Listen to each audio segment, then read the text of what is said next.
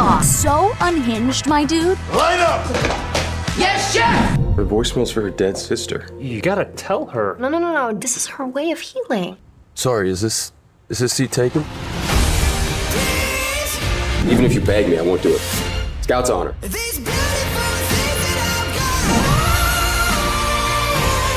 For the truth. Just say the words. Jill? A phone rings. A stranger answers. On the other end, a voice begging her dead sister to pick up. He doesn't hang up. He doesn't say a word. He just listens. Because the truth is, he doesn't have the heart to tell her the number isn't hers anymore. By the end of this story, you'll wonder if some connections are written by fate itself. Jill and Isabel weren't just sisters. They were each other's whole world. Two girls who told each other everything, the good, the bad, the embarrassing 2 a.m. thoughts nobody else was allowed to hear.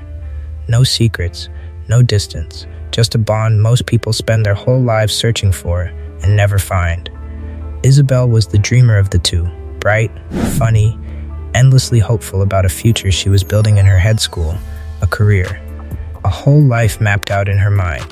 Then one appointment changed everything, a diagnosis, a terminal one, college, career, all of it gone in a single sentence from a doctor neither of them had prepared to hear. Jill refused to let her sister see her break. She smiled through every visit, laughed through every phone call, carried the weight alone so Isabel wouldn't feel like a burden.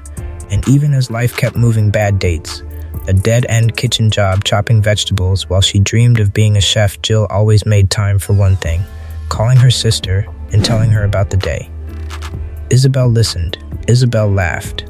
Isabel was, in every way that mattered, still living through Jill's stories. Then the call came, not from Isabel, from their mother, voice shaking, telling Jill to get to the hospital now. Jill ran. She prayed the whole way. And when she arrived, the only thing waiting for her was silence. Isabel was gone. At the funeral, Jill stood in front of everyone she loved and said the hardest true thing she'd ever said. Her sister wasn't just her sister. She was her best friend, her strength, the person who held her together when nothing else could. And now she didn't know how to hold herself together at all. Grief doesn't leave when the funeral ends. It just changes shape. For Jill, it became a habit. Late at night, she'd dial Isabel's old number and talk. Not because she expected an answer, because hearing herself say the words out loud into a phone that once belonged to her sister made the distance feel a little smaller. What Jill didn't know was that the number hadn't stayed frozen in time. Phone companies recycle numbers, and Isabel's had been reassigned to a total stranger named Wes. Wes was an ordinary guy on the surface, but like most people in this story, he was carrying more than he let on. One night, in the middle of his own life, his phone buzzed with a voicemail from a girl talking to someone named Isabel like she was still alive. Confused at first, Wes eventually pieced it together. The woman calling wasn't confused about death. She knew exactly what had happened. She just wasn't ready to stop talking to her sister. He told his friends about it, this stranger who kept calling a dead woman's old number, pouring her heart out to a voicemail box that technically now belonged to him. His friends didn't hesitate. You have to tell her. She deserves to know she's been talking to a stranger, not a ghost. Wes agreed in theory. In practice, life handed him the chance to meet her before he ever had to make that call. At a chaotic public event, Jill stood up in front of a crowd and did something unexpected. She exposed a YouTuber who'd used her, promised her the world, and delivered nothing but heartbreak. The room turned on him instantly. Jill walked away from the wreckage of that confrontation and sat alone, untouched by her food, lost in her own head. That's when Wes found her. He didn't lead with the truth about the number. He led with charm, introduced himself as new in town, asked her to show him around. Jill, sharp and unimpressed, told him a stranger doesn't get a tour guide, so he told her about himself instead, his childhood, his mistakes, his oddly specific stories, and something about his honesty cracked through her guard. They made a deal. 1 week, no romance, just getting to know each other. And somehow that boundary made everything move faster. They wandered the city together, tried new food, explored places neither of them had seen. Jill loved his humor. Wes loved her honesty. Then, on a bus ride when the hired entertainer bailed, Wes grabbed the mic and turned the whole bus into his audience jokes, turning into something more sincere, more personal, aimed right at Jill without naming her. When they stepped off that bus, Jill didn't hesitate. She kissed him. Their week of just friends was over before it even finished.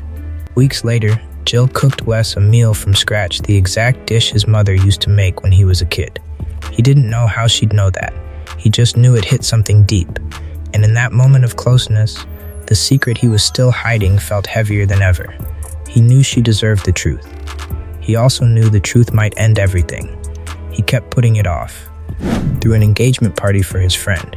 Through a speech that made Jill believe her life was finally falling into place. Through every night she quietly dialed the old number, still believing she was only talking to a memory.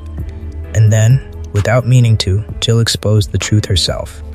She called the old number like she always did, and Wes's phone rang right in front of her. Everything clicked at once. Every voicemail, every late-night confession, every private thought she was sending into the void. Wes had heard every single one of them. That's how he knew her so well. That's how he'd learned her, without her ever knowing she was being learned. Jill felt violated in a way she couldn't put into words. She told him never to show his face again and walked out, and Wes let her go, knowing he had no right to stop her. Life kept moving anyway. Jill entered a cutthroat competition at work for head chef, poured her grief and memory into a dish from her childhood and still lost. She quit on the spot, sank her savings into a food truck instead, and watched it nearly go up in flames on opening day. But she rebuilt. And this time, it worked. Wes, meanwhile, couldn't let go of his guilt. He learned that Isabel's old voicemails had been wiped from the system entirely. Jill's last connection to her sister's world. Gone, so he tracked down an old hacker friend and, with no angle except making things right, recovered every single file. He delivered them to Jill anonymously, asking for nothing in return. When Jill heard her sister's voice again, she broke down, still unaware of who had given her that gift back. Then, New Year's Day arrived. Wes showed up at her favorite restaurant, no excuses left to hide behind. He told her the truth, all of it, and admitted exactly how badly he'd handled it. Jill's anger held for a moment until she realized he was the one who brought Isabel's voice back to her. That he'd made mistakes, yes, but every one of them had come from wanting her happiness, not his own. He knelt. He asked her to spend her life with him. And her smile was the only answer he needed. The story closes on the two of them dancing under warm lights, holding on to each other like they'd both been waiting their whole lives for exactly this moment. What started as a stranger's mistake, a recycled number, a voicemail that was never meant for him, became the thing that saved them both. Grief turned into love. A wrong number turned into a second chance neither of them saw coming. If this story hit you right in the chest, you are exactly who this channel is for. We bring you the most emotional, jaw-dropping movie recaps every single week, stories that make you feel something long after the screen goes dark. Hit subscribe, turn on notifications, and drop a comment telling us which part got you the most. We've got even more stories like this one waiting for you, so stick around, and we'll see you in the next video.